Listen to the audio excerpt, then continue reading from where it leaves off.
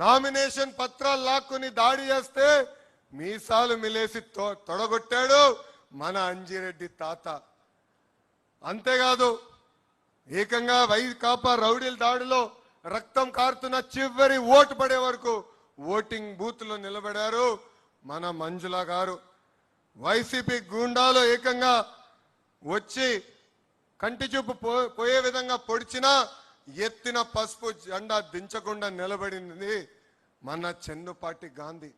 ఇలాంటి నాయకుల్ని మనందరం స్ఫూర్తిగా తీసుకుని తెలుగుదేశం పార్టీని ముందరికి నడిపించాల్సిన బాధ్యత ఉంది. కేసుల కోసం భయపడం,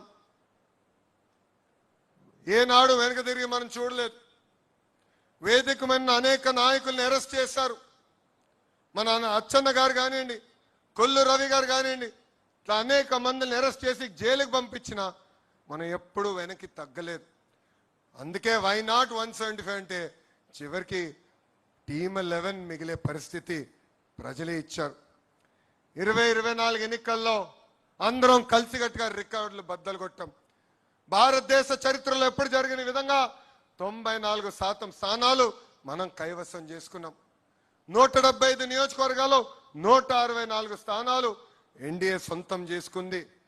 శ్రీకాకుళంలో 10 out of 10, విజయనగరంలో 9 out of 9, తూర్పు గోదావరి జిల్లాలో 19 out of 19, వెస్ట్ గోదావరి జిల్లాలో 15 out of 15, కృష్ణాలో 16 out of 16, గుంటూరులో 17 out of 17, నెల్లూరులో 10 out of 10, అనంతపూర్లో కూడా 14 out of 14. అంటే 8 ఉమ్మడి జిల్లాల్లో క్లీన్ స్వీప్ వచ్చింది. కడప జిల్లాలో కూడా 10 నియోజకవర్గాలకి 7 నియోజకవర్గాలు ఎన్డీఏ కైవసం చేసుకుంది.